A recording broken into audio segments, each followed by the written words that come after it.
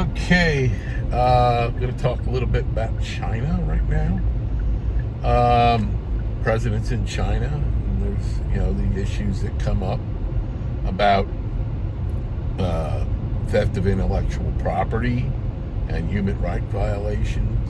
But what the media is either reluctant to cover or they're just completely ignorant of because of their TDS is the People's Republic of China has been operating in a covert state of war against us for decades. And what I mean by that, I'm not talking about espionage. We do espionage against them, they do espionage against us. We've caught a lot of people from China trying to set up secret police stations and things like that. But this is that in itself, I believe, is an act of war against us. That they're trying to do that, and trying to intimidate and influence our citizens that just happen to be Chinese. But what I'm getting to here is that they have been trying to infiltrate our government and have been successful in infiltrating our government. We had a spy driving around Dianne Feinstein for over 2 decades, Wonder how much information that some bitch got to the People's Republic of China. Then you have Eric Swalwell. They knew how to get to him, and that was because he thinks with the little head instead of the big head. So they waved a beautiful young lady in front of him, and he just took the bait. Took the bait like a carp. And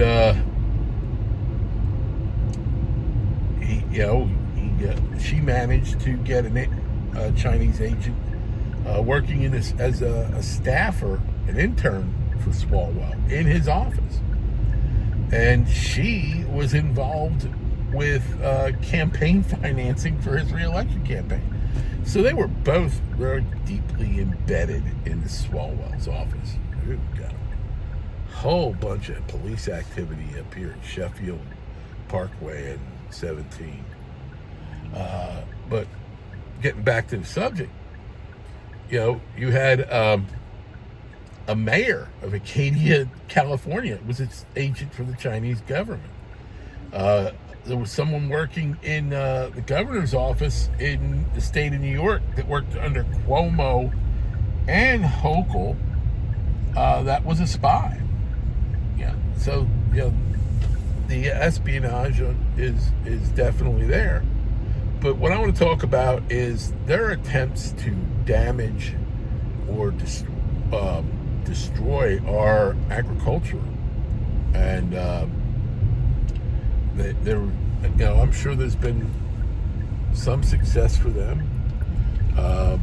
But here I want to talk about was just 3 instances that happened in the Commonwealth of Pennsylvania that people just don't realize is going on. I don't want to sound like a conspiracy theory person, but one thing's one thing, another thing's another, and then when you get to 3, you realize, fool me once, shame on you. Fool me twice, shame on me. And what I'm getting to is the first instance was the insertion of an invasive species of fish into our rivers in the eastern United States, namely the eastern snakehead. Now, this is a fish that can leave the water and crawl from a pond to a river, or a river to a lake, to canals, and it has a voracious appetite. And it's been killing off game fish in the Delaware Water Gap, where they was originally found, which feeds into the Schuylkill River. And it was also found in the Chesapeake watershed, which is fed by the Susquehanna River. These two waterways are not connected in any way, but yet they're showing up in both these rivers. So they had to have been introduced. Now, the next thing that comes to mind is towards our agriculture is an insect called the mammaried stink bug. And this was first located in Lehigh County, Pennsylvania. And it is a bug that's an invasive species from China that damages crops very badly. It primarily attacks fruits and vine vegetables. And it burrows in, it lays its eggs, it eats, it damages, it ruins fruit. And these mammaried stink bugs were damaging crops in Pennsylvania. And Pennsylvania's top industry is agriculture. Now, okay, those are two instances just in Pennsylvania. Then a third instance, another invasive species of insect, one that is a very proliferate breeder, which is the spotted lanternfly. And this does more damage to crops than the mammaried stink bug. This attacks grains like wheat, it attacks corn, it attacks a lot of stuff. And this was discovered in Berks County in the Commonwealth of Pennsylvania. 15 to 20 miles from where the stink bug was first found. And the crops in parts of Pennsylvania, particularly Berks County, were placed under quarantine. And this species has been spreading out over the years into Maryland, into Virginia, West Virginia, Ohio, New York, New Jersey. It's been spreading out. And this bug is, like I said, it breeds like crazy. And, you see them covering people's cars. And, literally covering people's cars. That's just how bad they are. And, this is, like I said, this is an insect that's damaging our crops. And these things, I'm relatively certain, are designed to hurt our country and their introduction into the United States. A group of students, two students, who were returning to the United States here on visa passes. A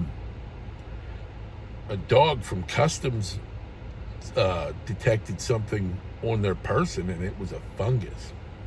And this is a fungus that is also invasive and very, very prolific. And they had intentions of introducing this fungus into our seed and grain industry, damaging both the crops and the seed to prevent the crops from growing. So this is, like I said, and that was out in the West Coast. This is what we have caught. This is what we have found out about. God knows what they're still doing. Then you have the pandemic. I believe it was accidentally released through this lab. It's killed millions of people. Why were you developing a virus such as this? And why was people within our government helping them to develop this? Now, here we got some aggravating circumstances that may mean that they actually did introduce this themselves. And in 2020, the Department of Justice discovered a warehouse, what was supposed to be an empty warehouse in the city of Los Angeles that was being used as a biolab, and a lot of toxins were being produced there, ricin, herpes viruses, other viruses that they were manipulating. They had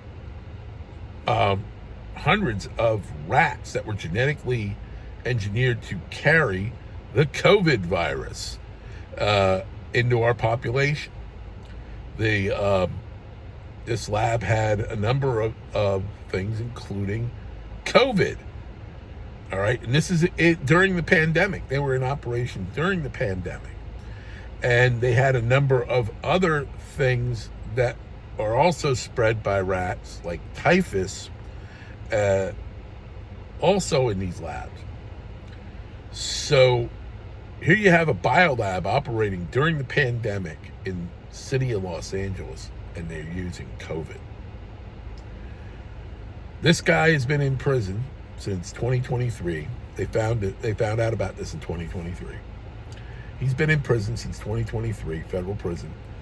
And here it was discovered early this year that he was still, while in prison, operating another lab in the city of Las Vegas. And he was doing so by passing instructions to his spouse under privileged communications. And she was telling the people in the labs what to do in Las Vegas, 3 years after he got caught. And this lab also operated illegally in the United States since 2020. Stay safe. God bless. Hang loose.